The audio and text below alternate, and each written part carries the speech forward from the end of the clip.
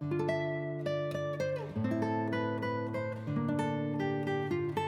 Guys, welcome to the Neha Sharma show. Guys, आपसे बस एक ही रिक्वेस्ट है कि प्लीज़ वीडियो को लाइक ज़रूर कर दिया कीजिए और प्लीज़ ऐड को स्किप मत किया कीजिए। एपिसोड की शुरुआत में हम देखते हैं कि शीरिन अपने कपड़े लगा रही होती है कि तभी वहाँ मिसेस हतीजा आ जाती हैं और ये देखकर बहुत खुश होती हैं कि वो अपना काम कर रही है। तो कहती है कि हाँ मॉम, मैंने सोचा कि कमरा फैला हुआ है तो मैं लगा दूँ। बातों बातों में मिसेस हतीजा पूछती हैं कि शीरिन, तुम्हारी एमरी से क्या बात हुई? तो वो कहती है कि कुछ नहीं, ऐसा तो खास नहीं।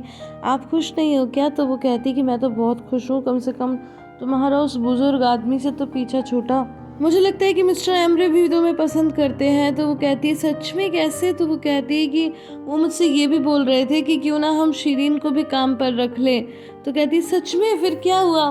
क्या वो उसने मुझे काम पे रखने के लिए हाँ कर दिया? तो मिसेस सतीशा बोलती है कि नहीं नहीं, ज़ेदा ने कहा कि ज़ेदा और बाहर का रिलेशन तुम्हारे साथ अच्छा नहीं है तो वो नहीं चाहती।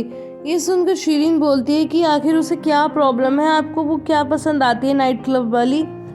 मैं आपको बता रही हूँ कि ये मेरे और एमरे के बीच में प्रॉब्लम क्रिएट करेगी, अगर ना करे ना तो मेरा नाम भी शीरीन नहीं। तो मिसेस सतीजा कहती है कि नहीं नहीं, ऐसी कोई बात नहीं है। तो कहती है मैं कह रही हूँ ना, अगर वो कोई प्रॉब्लम ना क्रिएट करे तो समझ लेना कि मेरा नाम भी शीरीन नहीं। नेक्स्ट सीन में हम देखते हैं कि मिस्टर एनवर फोन पर किसी से बातें कर रहे होते हैं और फिर मिसेस हतीजा वहां आ जाती हैं और उनसे पूछती हैं इसके बारे में। तो वो बोलते हैं कि मिस्टर यूसुफ और आरिफ को जेल में शिफ्ट फाइनली कर ही दिया गया है। मिसेस हतीजा कहती हैं कि ये आप क्या कह रहे हो, हे भगवान। तो इसके बाद मिस्टर एनवर कहते हैं कि हमें ज़ेदा को बताना होगा। तो मिसेस हतीजा बोलती हैं आपके हाथ में फ़ोन है, फिर बता दीजिए। और उसके बाद वो ज़ेदा को कॉल करते हैं। नेक्स्ट सीन में हम देखते हैं कि सार्क मुनीर की थोड़ी सेवा कर रहा होता है और उसको बहुत ही ज़्यादा स्वेलिंग आ चुकी है और उसकी एक आंख तो पूरी बंद हो चुकी है। साहब कहता है कि अब तुम कैसे हो? तो कहता है हाँ थोड़ा ठीक है, बचपन में भी एक बार काटा था लेकिन ये तो बहुत बुरी तरह है। तो इसके बाद सार्क बोलता है कि एक पॉइंट पर आकर तो तुमने सांस ही लेना बंद कर दिया था, मैं तो बहुत डर गया था। मैंने बाहर के लोगों को भी आवाज़ दी लेकिन कोई आया ही नहीं। मुनीर कहता है कि आप बेकार ही चिल्ला रहे हैं, यहाँ पे कोई नहीं आने वाला। तो फिर सार्क बोलता है कि मैंने सोचा तुम्हारा भाई है, कम से कम वो तो आएगा। लेकिन मुनीर बोलता है कि वो आएगा तो दूसरे आदमी भी आएंगे, वैसे कि टीवी बहुत अजीब है और शायद तुम यहाँ से हमारी बातें सुन रहे हो। और दूसरी तरफ हम देखते हैं कि अज़मी उन दोनों की बातें सुन रहा होता है लैपटॉप में, शायद ये एक कैमरे की तरह है उनका टीवी। तो वो कहता है कि अगर तुम सुन रहे हो तो देखो, हमारे बीच में कितनी भी प्रॉब्लम हो लेकिन है तो हम भाई ना, हमारे पिता तो एक ही है ना, हम दोनों साथ में बड़े हुए हैं और तुम्हारा भाई तुमसे ये एक्सपेक्ट नहीं करता। देखो मैं जानता हूँ कि तुम मुझसे नाराज़ हो, पर मैं ये भी जानता हूँ कि जब वो लोग मुझे ज़्यादा परेशानी में डालेंगे तो तुम मुझे अकेला नहीं छोड़ोगे। फिर वो इसी तरह की कुछ इमोशनल और बातें करता है। अब नेक्स्ट सीन में हम देखते हैं कि डोरुक मिस्टर नज़ीर के साथ डिनर कर रहा होता है और वो लगातार उन्हें देखता रहता है। तो फिर मिस्टर नज़ीर कहते हैं कि तुम मुझे ऐसे क्यों देख रहे हो? तो वो कहते हैं कि नहीं नहीं, मैं तो नहीं देख रहा। तो वो कहते हैं कि नहीं, मुझे तो ऐसा लग रहा है कि तुम बार बार मुझे देख रहे हो। तो वो बोलता है कि ये तो मेरी आईज है ना, ये कभी कभी इधर उधर चली जाती हैं। तो फिर मिस्टर नज़ीर अपनी पॉकेट में हाथ डालते हैं तो वो एकदम से डर जाता है। तो मिस्टर नज़ीर कहते हैं कि क्या हुआ? तो वो बोलता है कि मैं तो बहुत डर गया। तो मिस्टर नज़ीर कहते हैं कि तुम डर क्यों गए, मुझसे डर गए? तो कहता है कि हाँ। फिर वो अपने पॉकेट से हाथ बाहर निकालते हैं और उसमें उन्होंने वही खिलौना लिया होता है जो उन्होंने तोड़ दिया था। तो वो नया ले आए और उसके बाद वो लोग उसी तरह खेलते हैं जैसे पहले मिस्टर नज़ीर ने तोड़ दिया था। तो इस बार डोरुक ने उसे तोड़ा। अब डोरुक मुस्कुराता है और फिर हमें रात का सीन दिखाया जाता है। मिस्टर यूसुफ कहते हैं कि ये एमीन जो लॉयर भेजता है वो सब ऐसे ही होते हैं, पता नहीं हमारे लिए कैसा लॉयर भेजेगा। तो आरिफ बोलता है कि आपके पास पैसे हैं? अगर हैं तो बढ़िया लॉयर बुला लो, नहीं तो चुप रहो। उसके बाद पुलिस आती है और आरिफ से कहती है कि तुम्हें बुलाया है, तुम्हारा लॉयर आया है। तो जब आरिफ वहाँ पहुँचता है तो एक लेडी लॉयर होती है एंड गाइस, इस लेडी से एक बहुत ही ज़बरदस्त सस्पेंस जुड़ा हुआ है, तो जो हमें कहानी में आगे पता चलेगा। तो इसके बाद वो आरिफ को ग्रीट करती है और बताती है कि उसका नाम किस्मत है। फिर वो बताती है कि देखो हमारा केस इतना आसान नहीं है। तो आरिफ बोलता है इसका मतलब मुझे यहाँ पर लंबा टिकना होगा। किस्मत बोलती है कि नहीं, लंबा टिकने की बात नहीं कर रही, लेकिन तुम्हें अब लंबा स्ट्रगल जरूर करना होगा, तो उसके लिए तैयार रहना। आरिफ बोलता है कि आप इतना लंबा लड़ पाओगी? तो वो कहती है क्यों, मैं लेडी हूँ इसलिए कह रहे हो? तो वो बोलता है कि नहीं नहीं, ईश्वर मुझे क्षमा करे, लेकिन मैं तो बस इसलिए कह रहा हूँ कि इतनी लंबी लड़ाई हम लड़ पाएंगे। और फिर कहती है कि मुझे सब कुछ डिटेल में बताओ, उस रात से शुरू करो जहाँ पर ये लिस्ट वाली घटना हुई थी। तो आरिफ कहता है कि मैं कुछ नहीं बता सकता, क्योंकि अगर मैं बताऊंगा तो फिर मैं कुछ ऐसे लोगों को हर्ट कर दूंगा जिन्हें मैं बहुत ज़्यादा प्यार करता हूँ, और मैं नहीं चाहता कि वो शर्मिंदा हो मेरी वजह से। तो लॉयर कहती है कि मुझे लगता है कि तुम बाहर चश्मिली को बचाने की कोशिश कर रहे हो, और तुमने कहा कि वो उस रात मौजूद नहीं थी, लेकिन उस घटना से कुछ देर पहले तो वो मौजूद थी, और मुझे लगता है कि उसके हस्बैंड ने ही उसे वहाँ से गायब किया है।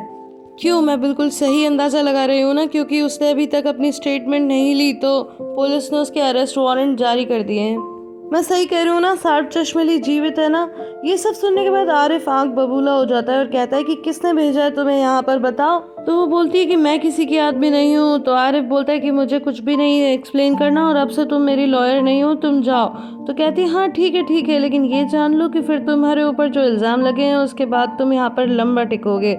आरिफ बोलता है जो कुछ भी तुम मुझसे पूछ रही हो ना, वो मैं तुम्हें बिल्कुल भी नहीं बताने वाला, अब दोबारा यहाँ पर मत आना। सब सुनकर किस्मत मुस्कुराने लगती है और फिर कहती है कि मैं ऐसा नहीं कर सकती, और उसके बाद आरिफ ऑफिसर को आवाज लगाने लगता है ताकि वो दरवाजा खोल दे। किस्मत बोलती है कि हर किसी का कोई ना कोई सीक्रेट तो होता ही है जिसे वो लाइफ टाइम छुपा के रखना चाहता है, लेकिन अगर अभी तुम दरवाजे से बाहर चले गए तो फिर मैं तुम्हारी कोई मदद नहीं कर पाऊंगी।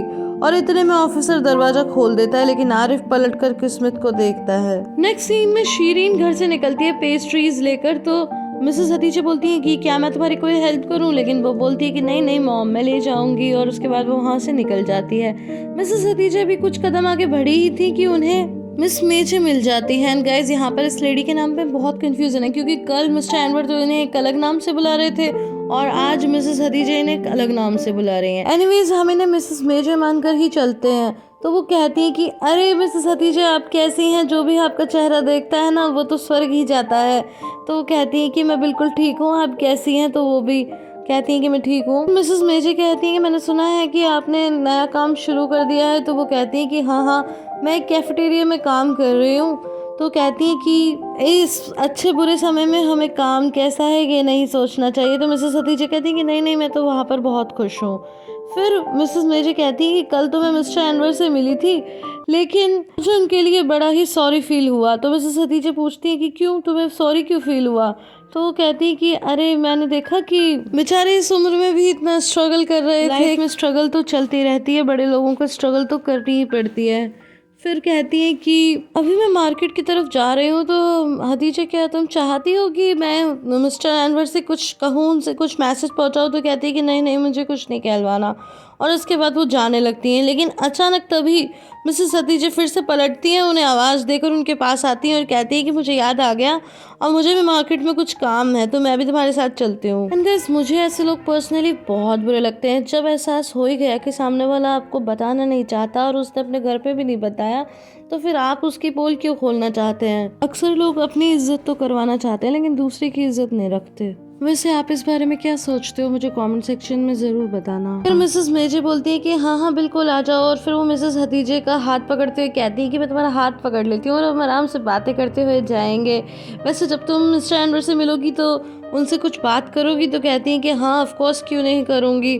तो इसके बाद मिसेस मेजे बोलती हैं कि जब मिस्टर एनवर ने मुझे देखा तो पहले तो वो छुप रहे थे, शायद वो वहाँ पर शर्मिंदगी महसूस कर रहे थे। ऑफ कोर्स ऐसा तो उनके साथ होना ही था। दूसरी तरफ हम शीरीन को टैक्सी में बैठकर जाता हुआ देखते हैं। मिसेस मेजे अभी भी अपनी धुन में मस्त थी और लगातार बोलती जा रही थी कि आज दिन कितना सुंदर है, और तभी मिसेस हतीजे की नजर अचानक से मिस्टर एनवर पर पड़ती है और ये देखकर वो बेहद दुखी होती हैं। और मिसेस मेजे तो बस यही बोलती रहती है, अरे हतीजे तुम्हारे चेहरे को क्या हुआ? लगता है तुम्हें पता नहीं था कि एनवर यहाँ पे काम करते हैं।